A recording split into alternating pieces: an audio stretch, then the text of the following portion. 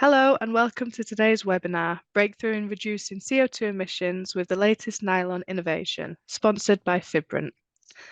Nylon is a highly durable, resilient and comfortable material used for a variety of textile applications. At the same time, it is known for its relatively high footprint when it comes to other synthetic fibres. This can have a significant impact on the company's overall Scope 3 emissions. In this webinar, we will discuss how EcoLactam, the latest innovation in ultra-low footprint nylon products, and how it can help your company achieve its sustainability goals without compromising on product quality. Our speaker today, Giovanni Hensen, has almost 30 years of experience in textile business in various roles such as quality and technical support, product and application development, and business development and sales. Since 2021, he is working for Fibres as a business development manager and sustainability, developing and driving a more sustainable nylon business. Just a little bit of housekeeping before we get started. If you do have any questions during this presentation, please type them in the Q&A question box in your Zoom control panel. These questions are not visible to other participants and therefore will not be an interruption. We will respond to these at the end of the presentation. And now with that, we'll open today's webinar. Over to you. Thank you, Lucy, for the introduction, and everybody welcome and thanks for joining this webinar. As the title said, I want to bring you into, let's say, discuss with you how we can reduce your CO2 emissions in the nylon value chain. For those who are not familiar completely with what Scope 1, Scope 2, and especially Scope 3 emissions mean, I just summarize it here, very high level. Your Scope 1 emissions are related to the production facility you have, so your direct emissions. Scope 2 is indirect emissions related to the energy you consume and buy in. But Scope 3, and that's what we're talking about today, that's all the emissions that are related to everything you buy, everything you source. That's your Scope 3. Now, the further you go downstream, we as a chemical company, we're very much upstream in the value chain, in the textile value chain. But the more you go further down the value chain, the bigger your Scope 3 part is. Typically, let's say if we look at brand owners at the very end of the value chain, the Scope 3 emissions have the highest impact, and even it's more than 95, it's typically around 98, if not 99% of the total emissions. That's why it's so important if we want to reduce let's say, our joint emissions, not forget about Scope 1 and 2, but for the audience, which is probably here online now, Scope 3 is probably your biggest chunk to work on. And why do we want to do this? And I think this is an open door probably that you're probably all familiar with. All the legislation that's coming up to us, that's coming on to us under the umbrella of the Green Deal, a European program that was launched in 2021 that basically drives the industry or motivates the industry to reduce their emissions.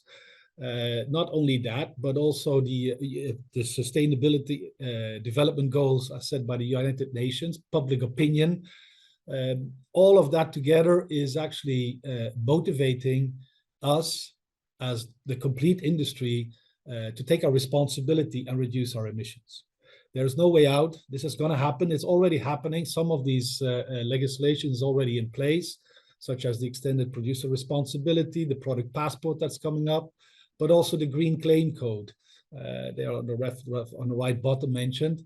The Green Claim Code will tell us that we cannot just simply make a statement about how sustainable we are. We have to substantiate that, and we have to demonstrate or prove that a certain product that we launch in the market is actually sustainable, recyclable, or contains a certain amount of recycled content.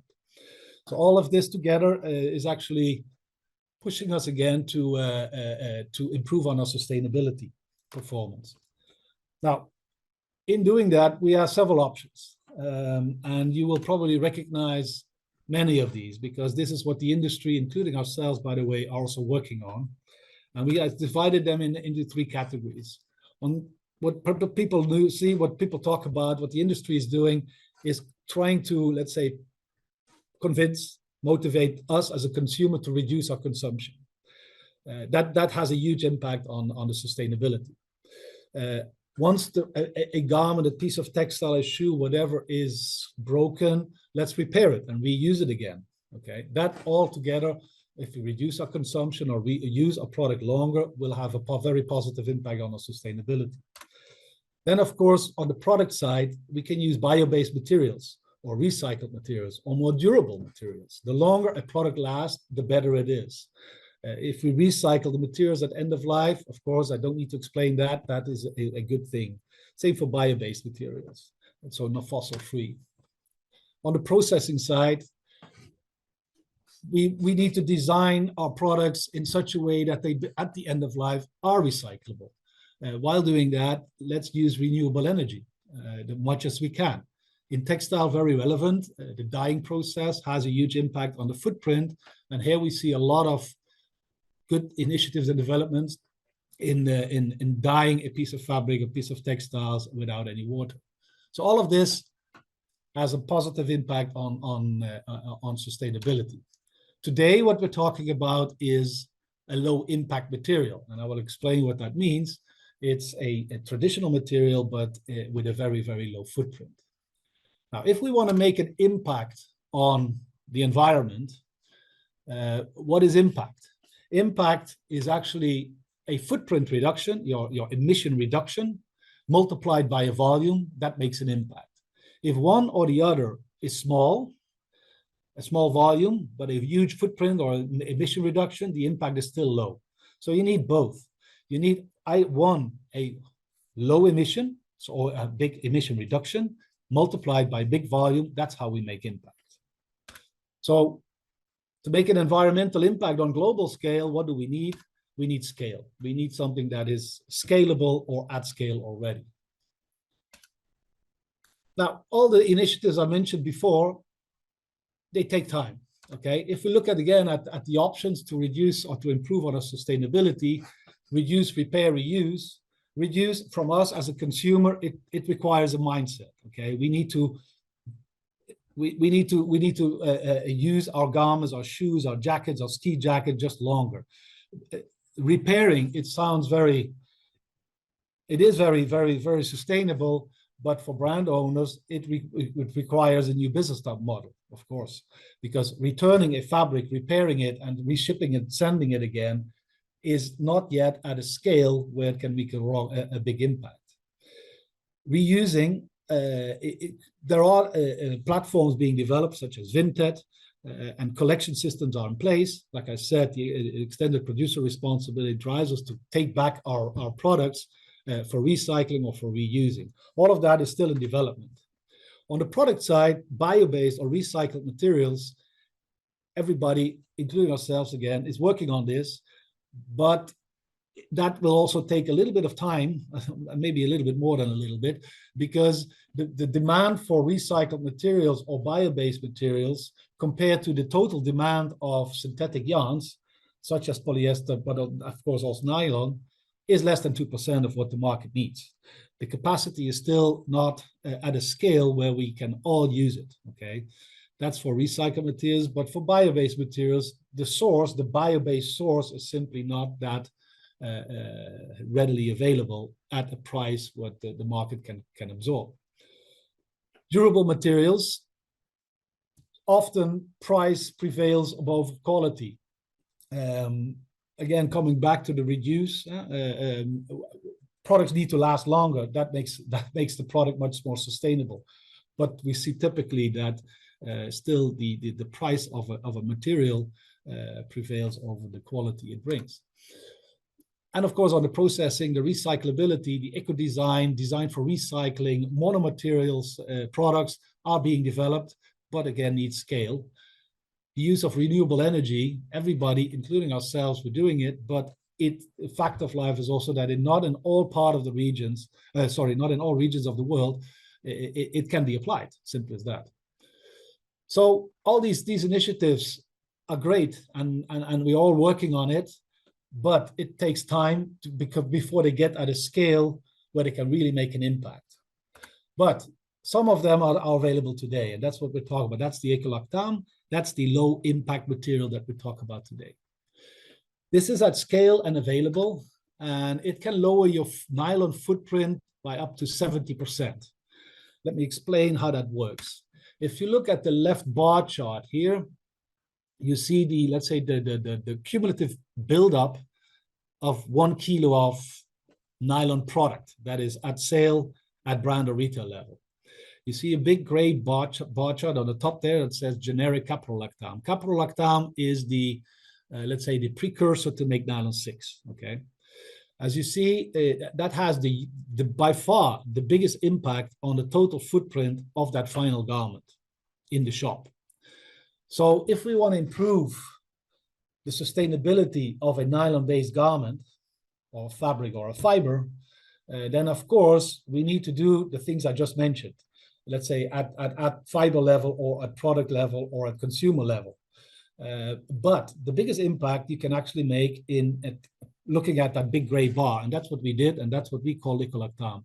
So we looked at our process and we reduced significantly our footprint. I will show you what we did, explain you how we did that. These are the 5 elements that drove our footprint down with 70%, more than 70% actually. First is the nitrous oxide abatement. What does that mean? In our production process, we are a big plant, a production plant. So for us, scope 1 was by far the biggest chunk of our total emissions. And we do not emit that much CO2, carbon dioxide, but nitrous oxide. And from a greenhouse gas point of view, that's about 300 times worse than carbon dioxide. The good thing is, with this technology that we invested in and implemented, we abate, so we capture all our emissions, and we break them down in nitrogen and oxygen, and those are harmless, non-greenhouse gases. That had a huge impact, positive impact on our footprint. Then on heat integration, our product is a liquid and needs to stay warm before it leaves the factory. So there's a lot of heat involved in our production process. Partly because we're located at a big chemical site called Chemlot in the Netherlands, where we actually are integrated in a complex, how to say, a network of chemical companies, where we make use of the energy and the waste product of our neighbors and vice versa. That allowed us to, in a clever way, to reuse the heat that we generate in one part of the site in another part of the site. The third thing in the middle, that's what we did. That's the reason. Well, let's say we are able to source low carbon footprint feedstock. That is thanks to the fact that we're located in Europe.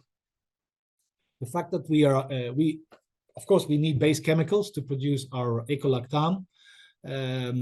Those 2 base chemicals we source from the region, and those 2 base chemicals are produced using natural gas. Where, for example, in other parts of the world, and then in Asia specifically, or China specifically, where the majority of synthetic fibers are being produced and sourced, is based on coal. So let's say the scope 3, our scope 3 of our feedstock starts at a much lower level compared to others. Then we run our factory, of course, not of course, but all the EcoLactam is made with green electricity. And the last but not least, we have some proprietary technology that allows us to make less than half byproduct or waste product, if you like, that comes out of a factory. It's not really waste, it's ammonium sulfate, it's a salt, and it has an outlet in fertilizer and in food and feed applications. So these 5 together resulted in a footprint reduction of more than 70% compared to, let's say, the rest of the same product produced in the Far East. What you see here is, again, it's similar to the bar chart I just showed from precursor 1, precursor 2. Those are the base chemicals. In precursor 2, you see a split between the top line and the bottom line. The top line is the feedstock, the base chemicals sourced in Asia, and the bottom one is the one that we can source here. So we already start at a lower point, from a lower basis. Then you see a big jump, at least in the gray bar, the gray graph on top, in the caprolactam production. Caprolactam is the generic name for EcoLactam, so that's the precursor to make nylon 6. There you see a big jump. After that, the line is pretty flat again. So again, here, if you want to improve on sustainability, look beyond nylon yarn, more upstream in the production of caprolactam, and that's exactly what we did. And that reduction there from a level of around 11 down to a little bit above 3, that saves 8 tons of carbon dioxide per ton of nylon with EcoLactam used. Now, how does this affect your Scope 3 emission? As I said at the beginning, the Scope 3 is by far, for most of the upstream, the downstream value chain, by far the biggest. This is us. What you see here on the left side, EcoLactam, we make yarns. We supply nylon yarns to the textile world and more. And the one in the middle is the 5 elements that we did to get to a low footprint. And as I said, our Scope 1 was big, and we reduced that significantly. But the footprint that we deliver, flipping back quickly to this one, you see that EcoLactam logo there sitting somewhere at around 3. 3, that means 1 kilo of nylon takes, if you look at the nylon yarn, but 4 kilo of carbon dioxide, where in comparison to that, if you source that same nylon from the Far East or in China, it's around 12. That's where the 8 tons of saving comes from.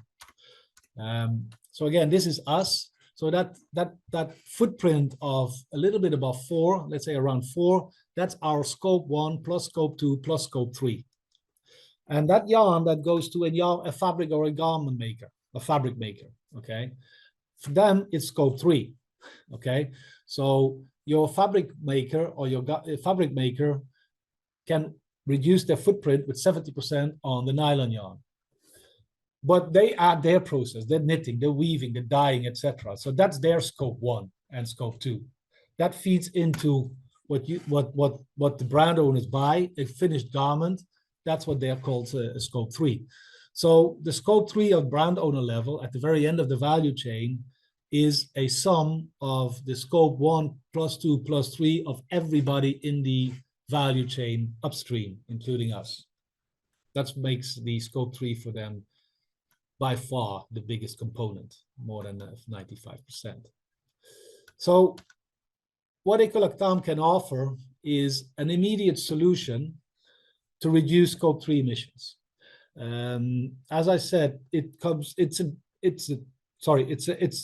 with a certified LCA, so which is important because, as I mentioned in the beginning, there is this legislation coming up, a green claim code. So you have to substantiate your claims.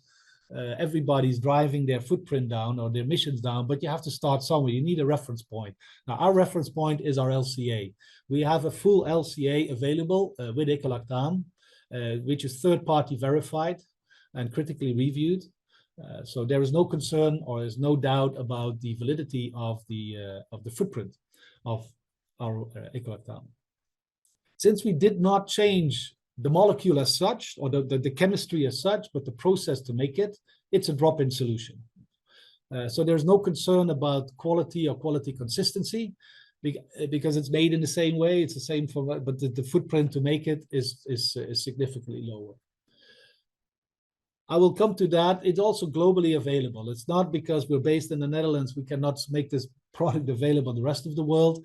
I will show you later on that we are part of a big, if not the biggest producer of nylon 6 globally called Hyson. It's available at scale at a global level. And it's ready today. And that's important because it's, like I say, it's an immediate solution to reduce your footprint tomorrow. So if manufacturer level, you want quality, you want consistency, you don't want to be concerned about anything like that. It's a drop-in quality. And for brands, it is important that it can be trusted, you know, and credible. And we want to be very transparent, and that's why we provide the product with a full LCA. I want to close with who we are and what we do.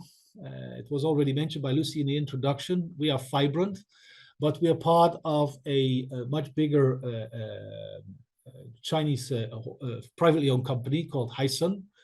And together we are the largest producer of nylon 6 yarns worldwide.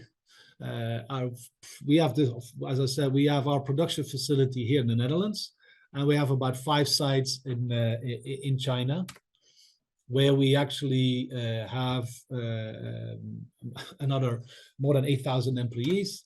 But in China, it's important to say also there we are vertically integrated from the base chemical all the way down to the dyed and finished fabric.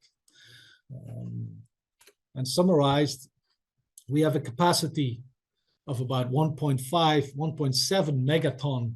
So that's 1,700 kilotons of nylon, of which 250 kiloton of EcoLactam. And the EcoLactam is our branded most sustainable caprolactam to make this what we just discussed about, which delivers a footprint reduction of about 70%. Where are we active? Our biggest market is textiles in general, but of course the other nylon applications that we support are flooring, but also in injection molded parts like for car parts and tools, and some food packaging as well. So I would like to invite you all to join us and make a true environmental impact at scale. We're ready for it, and we hope to hear from you. And if you happen to go to Performance Days, we will have our own booth there next week in Munich. So feel free and come and visit us if you want to discuss this in more detail. Back to you, Lucy, for any questions, if any. Thank you very much for that, Giovanni. That was fantastic. We do have some questions. So let's get right into it. The first one is, over the past years, you've significantly reduced the footprint already. Mm-hmm. Do you have any plans to reduce the footprint of EcoLactam? Yeah, indeed. We, as I mentioned, given the nature of our industry, the chemical industry, our scope 1 was by far the biggest chunk of our total emissions. And over the past let's say the past 3 years, we've significantly reduced our scope 1. That was 75% of our total footprint. So we looked, of course, at our scope 1 with the 5 elements that I showed. Now, our scope 3 is also quite a bit significant. So the next step for us is to work with our suppliers, what they can do to reduce their footprint, so that we can further reduce our footprint below the 3.3 level that we're currently at. And I can already say that the last couple of months, we were quite successful in further reducing it, but we need a longer period before we can actually claim that. But absolutely, yes, we have a continuous drive to reduce our scope 1, scope 2, and together with our partners, our suppliers, our scope 3. Fantastic. Thank you for that. We have had another question in, just to confirm the 70% reverse to the scope 3. The 70% refers to a kilo of nylon yarn. Okay, so if people remember that graph, that chart that I showed, 1 kilo of nylon yarn made with, let's say, conventional nylon or made with EcoLactam, there you see a 70% reduction. Okay, so if you're a fabric manufacturer, you buy X tons of nylon yarn, there you see a 70% reduction. If the reference is a yarn sourced in China, to be honest, that I have to say. Okay, so it's excellent. But because purchased, right? Because the materials you buy, either it's a kilo of nylon yarn or a kilo of nylon fabric or a kilo of nylon jackets, that's scope 3. Okay, so yes, it refers to scope 3. And that's right. Okay. Okay. Thank you for that. Next question. Are there already yarns available? Who is supplying and what is the yarn count available? Yeah, yes, yes, yarns are available through our, let's say, our mother company in Asia, in China. Virtually any count is available. We have bright, semi-dull, full dull yarns in FDY, DTY. Basically, every option is possible. That's Excellent. for Asia. And also in Europe, we work with our partner Radici in Italy, who can also make the same yarns available. So that's not a problem. Excellent. Next question. Do you use coal as a raw material for CPL in China?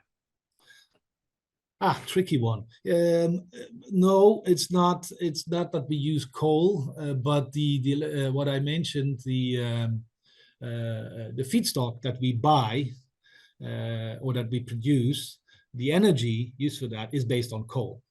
Okay, that makes the let's say the footprint of that base chemical higher compared to what we can do in Europe. So in that sense, let's say the upstream value chain in China is coal-based, where in Europe it's natural gas-based. That makes it, let's say, more sustainable to do it here in Europe. Right. Okay. Thank you. Next question. Which LCA methodology do you follow for EcoLactam? Plastics Europe PCR, Together for Sustainability PCF protocol. Well, we have an LCA, and this is not sure if I understand the question correctly. The methodology that we use is there are different methodologies you can use, but we use well, if you talk about allocation method, so we use the stoichiometric allocation method to calculate our LCA. Not quite sure what you mean with the assessment. Maybe they were referring to the assessment method, and that's the EF 3.1 characterization. I'm not sure if that answers the question, to be honest. Okay, no problem. Maybe I have to come back to that separately. I can do that if that name who asked you that question, because I'm not quite sure.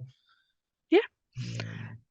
I'll have to say that we submitted our LCA and our data to Plastics Europe. So in the Plastics Europe database, there is actually a specific mentioning of EcoLactam, okay, with our global warming potential number in there.